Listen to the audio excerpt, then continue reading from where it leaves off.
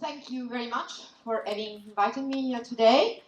I work with Mrs. Franzen. Actually, Mrs. Franzen is my director. I work in a unit dealing with poverty and social exclusion, and I've been, as Carol was saying before, I've been working in DG employment for more than 7 years, dealing in particular with social services and more in general with poverty and social exclusion matters. And I'm supposed to present to you this piece of work, the social investment package that the Commission published in February 2013, and speak also about its implementation. As speaking of the social investment package might be a tiny bit drier than the flamboyant presentation that we have heard before, I would propose the following thing. First, I will use PowerPoint that are supposed to catch your attention a bit more. And second, may I dare suggesting that whatever I say you find not clear, or you don't agree with, or you would like more information, you just stop me by ending your hand up, and we make it a bit more interactive. If you agree with that, we can start. And I would start on a personal note. Actually, I am back in Malmö after almost 40 years. I was already here in 1974, when I was 6, for a summer holidays. We spent 1 month in Malmö with my family, my father, my mother, my sister, and with some friends from Syracuse in Sicily that had connections here in Malmö. And actually, I met them yesterday. They are still here. And we were pre-globalization time, and so Syracuse and Malmö were really two different planets. And as a child, I noticed that you had color TV, you had packed orange juice. In Sicily, in 1974, nobody would ever have thought of buying packed orange juice in supermarkets. Forget it. And I must say, each time I drink packed orange juice, I have a Swedish taste. And you had hot dogs with Zenf and ketchup. Also, that was completely unknown to me. And still now, when I go to this big furniture shop of yours, which exists everywhere, a sign of globalization, I indulge a hot dog. And I learned at least 2 words of Swedish, which were lekplats. And yesterday I saw a fantastic lekplats in my tour of Malmö, so traditions are well respected, as I am concerned. And toffler. And I had my red tofflers for a while. I'm not sure I kept saying good morning to people this way, that I found really fascinating. I'm told that this doesn't exist anymore, even in Sweden. My parents, they learned skål, which was the sign of the fact that we were having a lot of family gatherings. And here we go back to the subject of my presentation, and they were terribly impressed, and this remained mythical in the family story. They were impressed by the social welfare system in Sweden. We were living, of course, in social housing, which to an Italian eye would never have looked like an Italian social housing at that time, and still now. And we visited family, elderly members in long-term care facilities, which were paradise, and all other public services, transportations, the park, the lekplats, of course. They were really so terribly different from what we were used to see in Sicily. And I'm sure the difference still remains today. And the fact that all member states were and are like Sweden is one of the reasons why we have issued this social investment package. Other reasons are, of course, that we have seen a terrible increase in poverty. In 2010, when the Commission issued the Europe 2020 strategy about smart, sustainable, and inclusive growth, we had set this objective of reducing poverty by 20 million people by 2020. And we are not progressing at all in this objective, all the contrary. Since the moment in which the strategy has been adopted, there are 7.5 million people poor that have added to the cohort. And the total is 124.2 million, which means one person out of four in Europe is, how we call it technically, at risk of poverty and social exclusion. And so they really increased terribly since 2008, the data that we had at the time in which the package was issued. And also another reason for doing the package was that due to the crisis, we had a lot of budgetary pressure on the member states, and of course, one of the easy cuts to do in the budget of the member states were what? Social services, healthcare. This was, of course, ended up cutting. But I would like to say one thing, that poverty and inequalities were increasing in Europe even before the crisis hit. And then there are other societal challenges. First of all, the aging of the population. By 2030, people aged more than 65 will increase by 42%, and people aged more than 80 will increase by 57%. While instead there will be a decline by approximately 15% of the working age population. And so this is indeed a challenge for the sustainability of the social welfare system, for pensions, for long-term care. And as I was mentioning before, not all member states are Sweden, so there is a huge variety in outcomes in terms of poverty reductions in the various member states. And we have noticed that those member states with solid social protection system with a rather important social investment component, so benefits and services that strengthen people's skills and capabilities, were those who have gone through the crisis better. So social protection systems are not a burden for the economy, all the opposite. And you can also see differences in the way poverty is distributed, not only from one member state to another, but also within the same member states. Poverty levels in rural areas are more important. At the same time, in cities, you can have a concentration in certain neighborhoods of severe deprivation problems. With all of this, what we do is a package. Why? Let's clarify one thing. The competencies that, due to the EU treaties, the Commission has in the social field are much more limited than the competencies that we have in areas like trade, competition, internal market, agriculture, transport. In the social field, the Commission cannot do regulations or directives or decisions, which are the sort of European laws. The member states are those who are responsible for deciding and putting in place their social policies. So what the Commission can do in the social field, according to the treaty, is promote exchange of good practices among the member states, so identify what has worked well in a member state and vehiculate the information to all the other member states, and also produce policy guidance that can help member states. And this is exactly what this package is about, is policy guidance on social policies. And with this leitmotif, which is investing in people.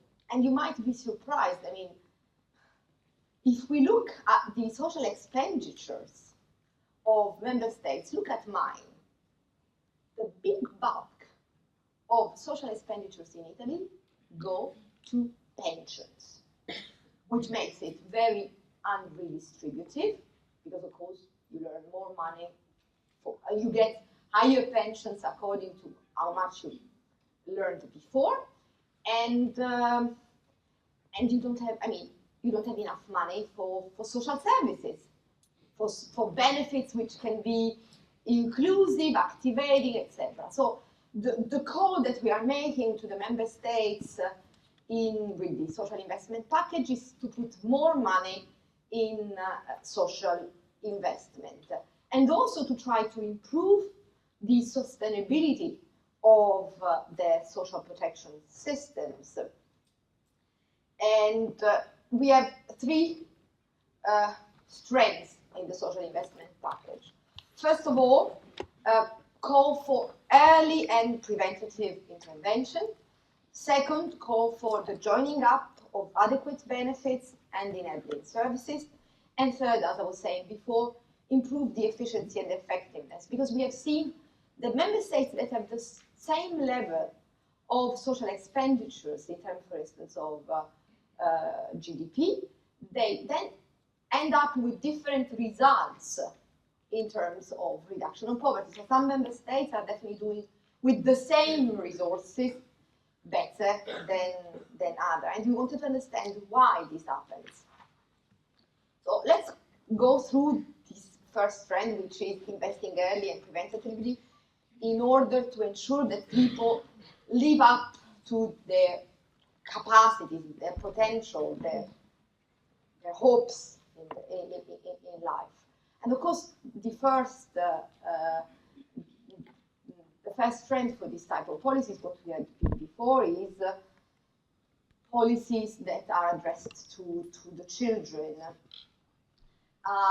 And because we have seen that there is clearly an intergenerational transmission of poverty, and also we have seen that poverty is directly related to educational outcomes. And so it is really very important to reduce education inequality and help children to integrate in the social and economic life at a certain stage. This is why we really insist on the importance of accessible and quality early childhood education and services. Look at this, the famous PISA assessment scores. Here you can see that if you increase the duration of the primary school just by 1 year, you have an enormous impact on what these children will achieve in terms of assessment scores.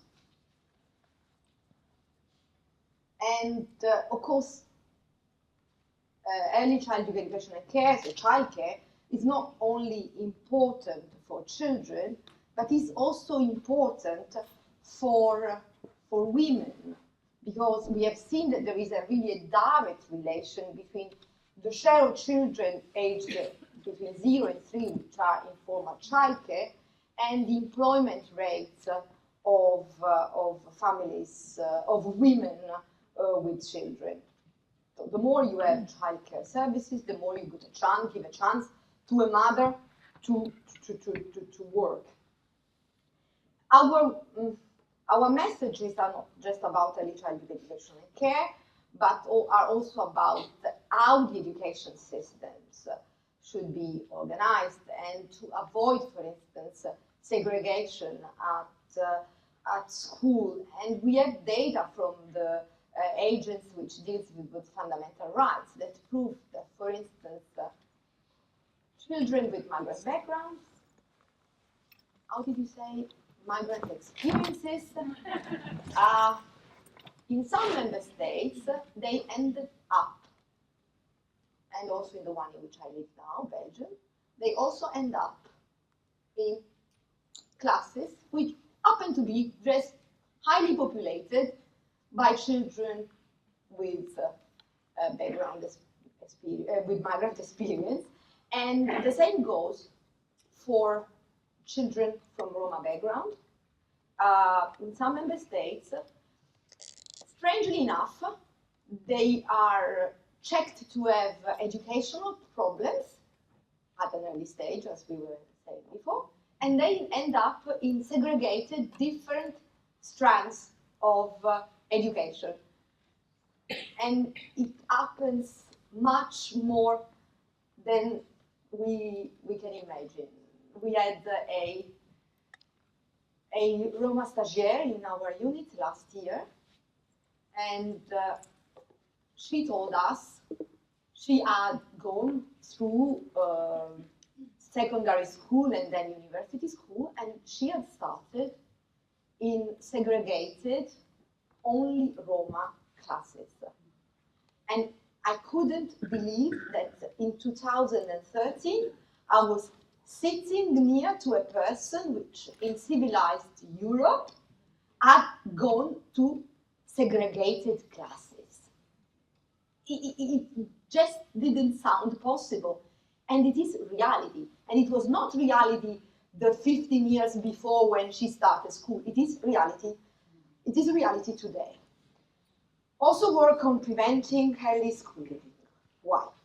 In 2012, we had data that showed that if you have left school at a very early stage, your chances to be at risk of poverty and social exclusion are more than 24%. Why? If you've gone through tertiary education, your chances are just 1/3, 7.5%.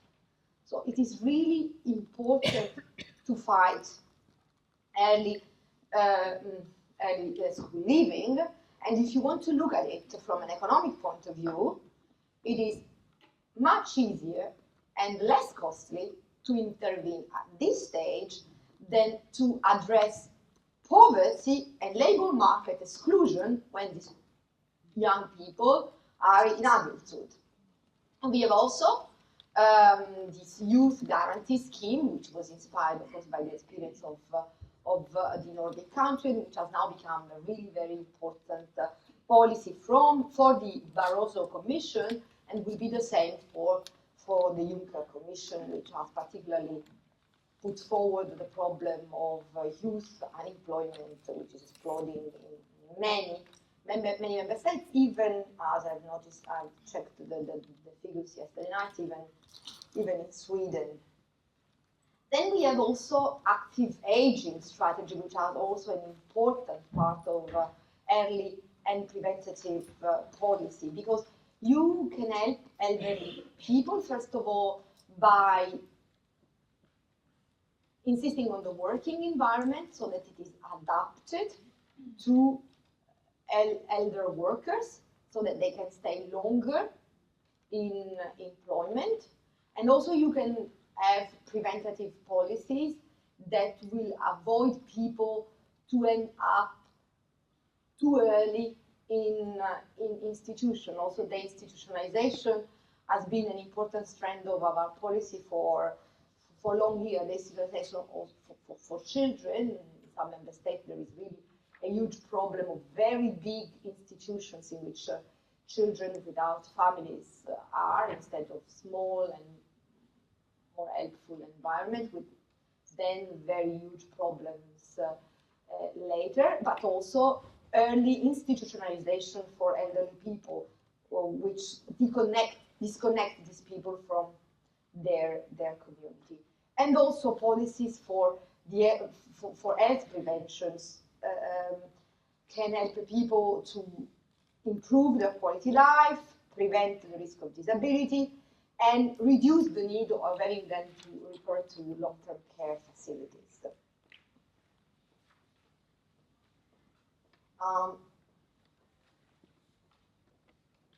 Okay. Then we have another strands of the Commission policy related to the social investment package, which is joining up adequate benefits and enabling services. First of all, we have policy related to adequate income support. This is adjusting the income support to ensure that it is sufficient to address people needs. And income support must be combined with enabling services like housing, transport, healthcare, childcare, long-term care, basic payment accounts. All these services have to be provided and integrated to address better the different needs of the individuals. The package also stressed that activating and enabling policy that help people to develop their skills and capability will then have really an effect in improving their access to employment and promote in general their participation in society. Examples of this type of activating services are, for instance, job search assistance, public employment services, lifelong learning, upskilling support. And we have seen that the promotion of inclusive labor market policies is also very important. We have to adapt the working environment so that people that are activated can find an environment in which they can integrate themselves. And this goes, for instance, through reducing barriers to the participation of women and unrepresented workers in the labor market, flexible working arrangements, adaptation of workplaces. So what is important is to understand that you cannot look at services and benefits in isolation. They have to be combined with interventions in the labor market to make them more inclusive. Now I will show you a graph which shows on one side the expenditures on active labor market policies and the persistence in the unemployment. And you can see that the more you intervene on active labor market policies, the more you reduce persistence in unemployment, which is in a way quite self-evident. And when we speak about active labor market policies, what we are really meaning is, for instance, training, job rotation, employment in services, supported employment and rehabilitation, direct job creation, startup incentives. And these are areas in which the Commission has also other tools of intervention to which one cannot think immediately. Like, for instance, our very boring public procurement rules, which are the rules about how a public authority has to spend money. They have a potential for market integration of disadvantaged workers. You could do, for instance, you can buy as a public authority glasses and say that you want to buy glasses, and in the award criteria of your procurement, you can say that you will give extra points if these glasses are produced by long-term unemployed, if these glasses are produced by with a program that integrates people with migrant experiences, and so on and so forth. In certain member states with a considerable Roma community, you can put that you want, that you will give extra points in the award of the public procurement if there is a certain percentage of Roma workers that have been integrated in the firm for the production of these glasses. So again, it's just a question of using the right tools which exist. State aid, another very boring subject of what the Commission does. So we check how much money the firms get from public authorities, and we want to avoid that this money is used in anti-competitive ways, even state aid rules, they have chapters about money which is given for the integration of long-term unemployed, which is given for integration in employment of people with disabilities. So again, there are the tools that can be used if only there is conscience and the knowledge. And our duty is to make sure that at least the knowledge exists. And this is another graph which is also quite self-evident. You have here the income support, the levels of income support, and you see that the more you give income support, so the more social transfers are adequate to the needs, and the more you can reduce the persistency of poverty, and you can get people out of poverty.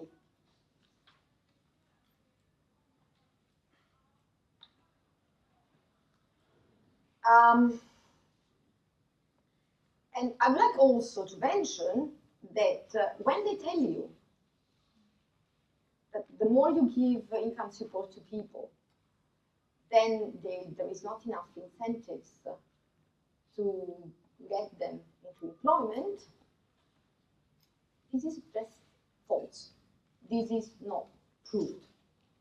Empirical evidence, not I've just seen the 3 boys in the bath, but empirical evidence shows that there is no correlation between the level of unemployment benefits and integration in employment.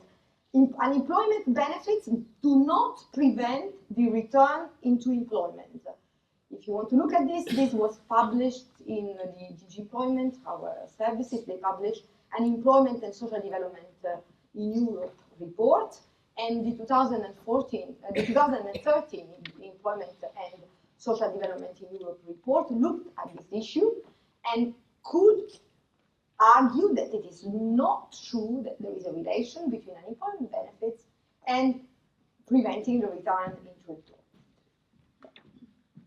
So let me conclude this point by stressing that it is really important that member states put in place an integrated approach that combine, on one side, active labor market policies, and on the other, adequate benefits. And it is through this combination of the benefits that people get and the intervention on the labor market that you can help concretely prevent people against poverty, supporting their transition out of poverty and into the labor market, and then improve further their life perspective.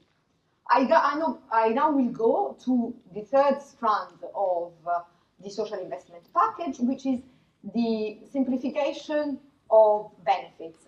I was telling before that there is room for maneuver for improving the efficiency of the social expenditures in various member states, and that are efficiency gains that can be made. So with the same resources, with the same money, there are member states that can achieve much more, or certainly a bit more, than they are achieving at the moment. And one way is, for instance, for increasing efficiency, is the simplification of benefits. My boss was in Greece last week because we were launching an income support scheme. I mean, the Greek authorities were launching an income support scheme, and the Commission had helped them. And we were seeing that this new income support scheme will simplify in the sense that it will replace 114 separate systems that existed there in the past. So people could get a bit of money, but applying in very different places. So our idea, we are preaching this one-stop shop concept. And what is this one-stop shop concept? Is that a user, somebody who needs social support, instead of going to different public administration services, they go just in one physical place in which they get the information they need, and also they get access to the services. And this will improve, this is meant to improve the take-up of the services, because you would also be surprised to know how many people have the right to get social benefits, and they just don't ask for them. And there is no social assistant who tells them that you can get this. And we have seen that this is more and more common with young people who perhaps have not known social welfare systems that were more developed in the past or were more generous in the past. They don't think that they have rights. They don't imagine that they can get support from public authorities. And this is something that we can help. We can help fighting. And the same goes for the elderly people. The elderly people, again, are not familiar with the rights they can have and the level of assistance they can get from the public authorities. So there is also an effort of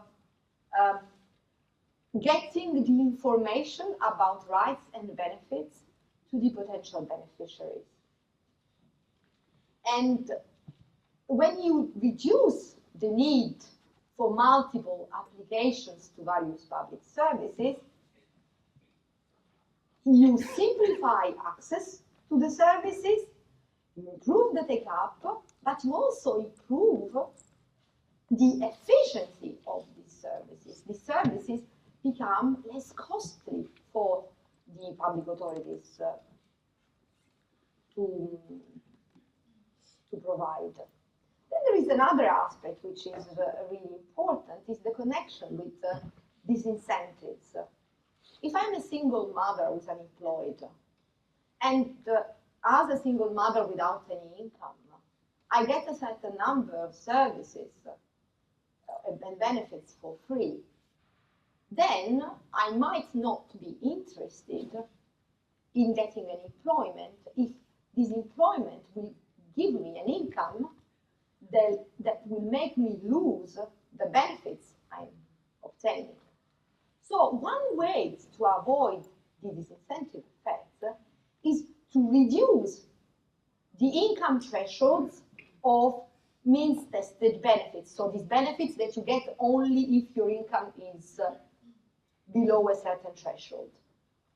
It is, in some circumstances, useful to reduce further these thresholds so that people are motivated to get an employment, because they know that even if they get an employment, they will not lose these benefits. They can maintain and the employment and the benefits. This is really something which is important to study. It depends, of course, on the different regulation of the different member states and the different benefits. And also, even if I'm back to employment, I continue to obtain in-work benefits, so other income support, then this is also very important for my motivation to go back into employment. So in-work benefits, tax credits are really very important to avoid disincentive to the reintegration into the labor market. So this is, in general, the various contents of the social investment package, which is composed of a communication, of a recommendation on investing in children, and of various other documents on long-term care, on social services of general interest, on healthcare, etc. Now I would like to turn to what we are doing to implement this, to make sure that this policy guidance is really implemented. As I was saying before, this is the job of the member states. It is for the member states to put in place their social policies. The EU has no competencies to tell the member states what they have and what they don't have to do. And it's also true that social policies at member states are not always organized at national level. Very often it's the opposite which happens. Local authorities, regional authorities are the ones who are competent for the organization and provision of social services, for instance. Therefore, it is in a dialogue also with regional and local authorities that we can vehiculate the policy guidance I was presenting before.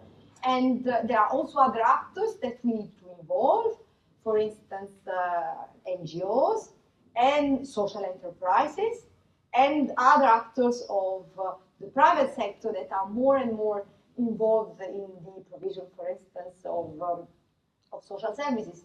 Sweden is an example of that.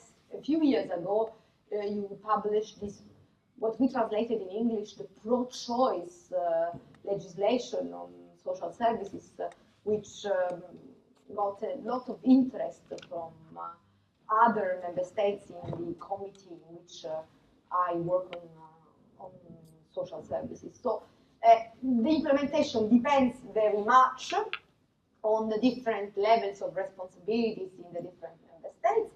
But what the Commission can do is to support the member states through policy guidance, monitoring, exchange of good practices, financial support. We have, for instance, a social protection committee which puts together representatives from the central administration, normally from the social ministers. They meet very regularly in Brussels, at least once per month, and they discuss policies and they also do the monitoring of what the other member states have done. There are indicators like that show what are the member states who present more problems. There are those who present more problems and have put in place a policy to tackle these problems, come and present it, and have then the exchanges with the other member states to get advice, etc., etc. What we do is, for instance, to have studies, pilot projects. For instance, we have a review on minimum income support and on one-stop shops. We have a call for proposal for innovative ways of providing social services. How does it work? We have a budget of 10 million euros. We publish the announcement of this call for proposal, and public authorities, together with other partners, present their projects, and they get financing from the European Commission. And like this, we can, first of all, support what is already going on and derive good lessons on which we can then build policy guidance in the future. There is also analytical support. For instance, we are doing a study on reference budgets. What are reference budgets? Reference budgets are calculations of what a family with a certain composition living in a certain place need to have a decent life. And so instead of saying people who have an income below this threshold, they need income support, we start the other way around. We say, if you live in this town and you have 2 kids, what would you need to live decently? And we establish, on the basis of a basket of services and goods, we establish a budget for this typology of family. And with this reference, we can assess the income support that these people are receiving. And then the public authorities, the member states, they can adapt their income support if they realize that that the income support measures are not adequate, cannot fulfill the request. And this is also politically very important. Because if you come with figures, if you tell the public opinion, a family with 4 in Malmö needs that, it is much easier to then argue that public authorities should give income support for X. You avoid all the discussion about abuse, about how much money these people are getting, and you prove very easily that they are getting exactly what they need to live decently, no more. So this is also, I mean, this analytical work make easier than taking certain political decisions, make easier to do a monitoring of what is going on, and help us also as Commission to give advice on the income support schemes that different member states are putting in place. And I can tell you that there are at least 2 member states, Greece and Italy, they don't even have an income support scheme. I mean, the Greek have just started in these very days. My country. Okay, so, and of course, then you can adapt the reference budgets to the various realities. So it's a study that we are at present running with various universities and partners that will develop this methodology that will make the calculation and will help us in our policy work for the future. For instance, another work that we are doing is poverty maps.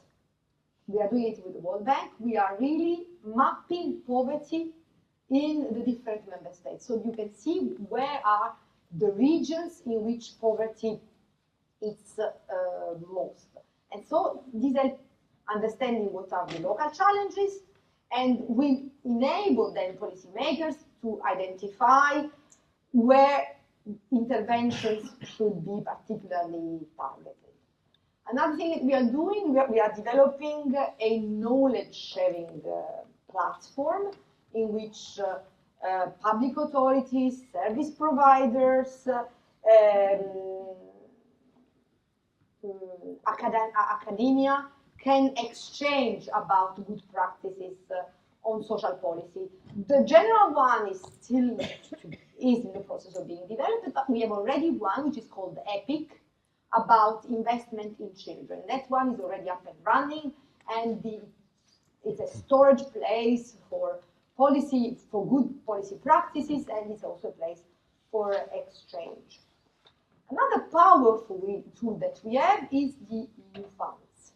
We have the European Social Fund, which is the most important one for intervention in the labor market, and last year, and I tell you it was not that easy, we achieved the result of convincing the member states to agree that at least 20, okay, if I give you the figures to give you an idea of the challenge of negotiating, they accepted that it should be 23.1. The Commission was proposing 25%. So 23.1 of the total funds of the European budget for structural funds will go to the ESF. Other funds are, for instance, the regional development one. And with this one, you build hospitals, you build bridges, etc. And politicians tend to prefer to do a big inauguration of a new bridge than putting money in a social project. So, I mean, we really have to convince them to put resources in the European Social Fund. So, we have made them accept that 23.1% will go to the ESF of all the entire basket, which means that grosso modo a bit more than 70 billion euros for 7 years will go to the European Social Fund and can be spent to support structural reform in the area of employment and social policy. And we have introduced last year for the first time also an obligation of spending 20% of these 70 billions, which is more or less 14.3 billions, on poverty and social exclusion programs. So the member states will have to spend at least this part of their envelope on specific focused programs on poverty and social inclusion. So they could do programs promoting employment, investing in poverty reduction. It will be really very much focused, and this is also to make them more accountable on poverty reduction. For instance, the ESF has supported a reintegration program recovering drug addicts and people suffering from mental illness in Stockholm in the recent years.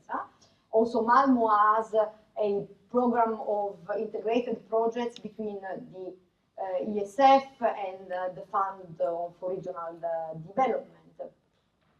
Then we have another fund, which is a new creation, is the Fund for European Aid to the Most Deprived.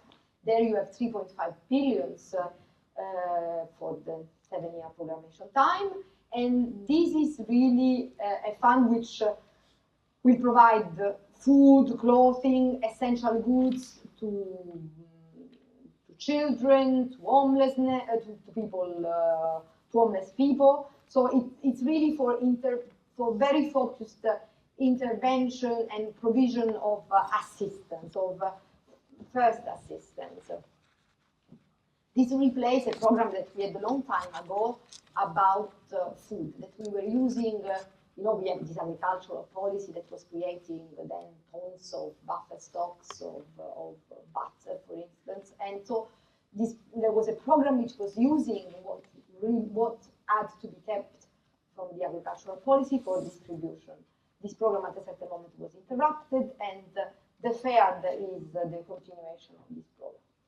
On a tinier level, we have 919 million for a program which is called EASY, Employment and Social Innovation, which supports the development and the conceptualization of the policy. For instance, the call for proposal on social innovation for social services will be financed through EASY. And EASY in general helps for best practice sharing, capacity building, testing of social innovation ideas that then can be scaled up with the ESF, and also microfinance. Microfinance is financed at EU level through inter alia through EASY. Then we have another tool, which is the European semester. It's a big policy guidance, monitoring of policy guidance exercise that the Commission does every year. We had, as I was saying before, the 2020 strategy, and with various targets, and each year we check how member states are doing, and at the end of this analytical phase, we issue what is called country-specific recommendations. So, as I was saying, we don't have powers to impose things, so country-specific recommendations to the member states, telling them it would be good if you do this, it would be good if you do that. And in 2014, member states have received country-specific recommendations, for instance, on adequacy and coverage of the social protection systems, on access to quality social services, on the efficiency of social assistance, on the employment of disadvantaged people, on the inclusion of people with migrant experiences and of Roma. Sweden has not received any of these types of country-specific recommendation. It has received the CSRs on the over-indebtedness, and it has received the CSRs on the functioning of the rental market, and has received the CSRs on education, on the inclusiveness of the Swedish education system. These were the CSRs that Swedish received in July 2014. So to conclude, if you want to make sure that we implement this social investment package, there is a huge variety of actors that will have to be involved. For instance, we have every year a convention on poverty. This year will take place in end of November, and there will be representative of the member states at central level, but also at local level. Also majors will be from various towns will be invited, and this is our way of trying to build on consensus on social policies among the different actors. If you want more information on the social investment package, here you can find this information. And if you have any question, I will try to answer them. Yes, please. Yes. Obviously, also in Sweden, many people maybe think in Scandinavia we don't have a problem with poverty, but of course we have in Sweden. But the last few years, we have a more visible form of poverty we see on the streets with the beggars, and I understand mainly from Romania. I'm thinking and listen to all the interesting information you're giving us. How can the EU help them? It seems like maybe they move from country to country and the children are out of school, and I get excited when I see these micro loans and all these things you say. Is there a special strategy for this poverty problem? There is an issue which has been in the press for a long time, which is the question of mobility. The fact that mobility makes poverty from other member states more visible, because there are fluxes of migration, and the enlargement and the fact that at a certain moment the dates after which it was not possible to keep outside the people coming from certain member states expired, made this more visible. And some member states, if I'm right, not this one in particular, but for instance UK, started then questioning free movement and saying that we don't want free movement. And there, my, I guess, almost former commissioner, Mr. Andor, was very vocal with Mr. Cameron and tried to explain that the European Union has the ambition and wants to be, and is already, not just a single market, is a space, and want to be a space of freedom and citizenship, and therefore freedom to provide services, freedom for the free circulation of products goes hand in hand with the freedom of people to move from one member state to another under certain conditions. Because actually what we have at the moment is that people can move insofar as they are workers mainly, so they can find a job and or they have good chances of finding a job. So the rights that exist already, I mean, don't allow for just free movement under all circumstances. And it is only if you are trying to get a job or if you have already got a job that you can stay in a member state and get also social assistance from that member state. So the rules already exist, and there have been efforts which have been done recently to make these rules better known by the public authorities in the member states. There was an initiative which took place in the first half of 2014, which was indeed to address the concerns about free movement, while keeping in mind the fact that free movement is an essential part of the European project. Then there are very specific, there is a strategy which concerns more specifically Roma.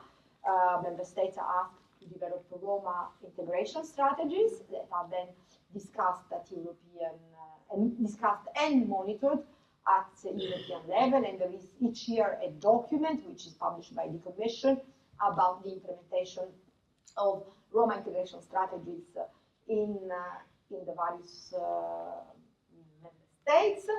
And then there are all other initiatives which take place. Like, for instance, we are very active in projects which concern Roma in certain member states. We have a program is called Romact, in which we give money through the Council of Europe to the public authorities in the member states so that they can use the ESF for the social integration of Roma, and they can use, they can put in place the right social policies. We want also to collaborate with, for instance, the majors of, how can I say, the receiving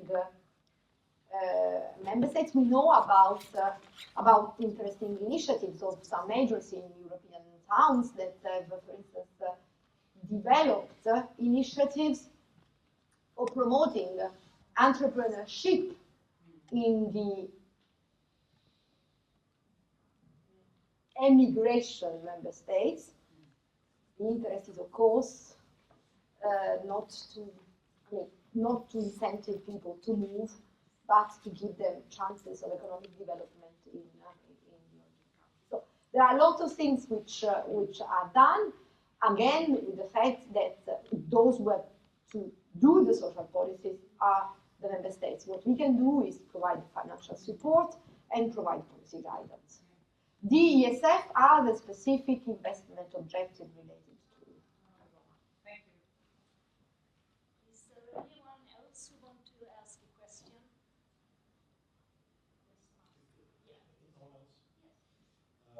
This might be a question for politicians rather than you. I was thinking whether there is a tension, even a contradictory within the program. On one hand, we know, and you showed proof of it, that there is strong correlations between child poverty and outcomes in life. So we know that poor kids is a very poor situation for the kids and for the society. Yeah. We prove that very strongly. On the other hand, the policy says that people who don't have work should not earn more than those who are on the lowest salaries. You should not get benefits that is higher than the lowest salary on the market, because then people don't want to work. So they will have lower money, so otherwise we will destroy the market. Now, kids might have much more need than the lower salary on the market. So on the one hand, you say the most important thing is poverty. On the other hand, how can we help these kids with this problem? Perhaps I was not clear, but when I was speaking about incentives, it was exactly to sort out this problem. If wages are not sufficient, if you have in-work poverty problem, you have to, on one side, make efforts so that work pays, and this you can do through tax credits, in-work support, so that even if people are working, they still get income support from the public authority, so that it is interesting for them to enter the labor market. There is this big credo that the European Commission has, that employment is the first way out of poverty. But we cannot deny that there is a serious problem of in-work poverty in some surprising member states, one of those being Germany. In Germany, there is a huge problem of in-work poverty. So while trying to keep the incentives to get back into the labor market with activation policies, we encourage member states to tackle the in-work poverty problems. And for instance, we have tried to convince some member states to put in place in-work benefits, so benefits that people continue receiving even if they are in work, reducing the income thresholds of some means-tested benefits. So that I got it wrong, and that I'm with you. But I don't deny that the levels of income support and minimum income, minimum wage were, for instance, issues on which my future, yes, suggestion of day commissioners were questioned in the parliament. Deserving poor, you can be for or against that, but kids cannot be responsible for their situation. And thereby they need to have the right to get the support they need, whether people want to have a moral around the deserving poor or not. I also think we need to map out wealth, not only map out poverty, we need to map out wealth and discuss how you can be a deserving rich. There's a lot of study about the deserving poor, but hardly any studies on this deserving rich. Do you know that the new Belgian government created an undersecretary? Okay, this is really out. Okay, in Belgium there is a new political coalition, which it will interest you. It's called La Suédoise, the Swedish. Because before actually your change of government, they apparently get very strongly inspired by your previous experience. So La Suédoise is how can I say, a center right-wing coalition. They have created, I mean, I don't know whether one should laugh or cry or get upset or whatever, but it turns me very emotional. They have created an undersecretary. I read it in the papers, in the newspapers. It's called Lutte contre la fraude et la pauvreté. Fight against abuse and poverty. It's a very peculiar way of setting priorities right, I would say. So for them, fighting against abuse is the first thing, and then you have the fact of having imagined a title like this, it's disturbing, isn't it? Thank you.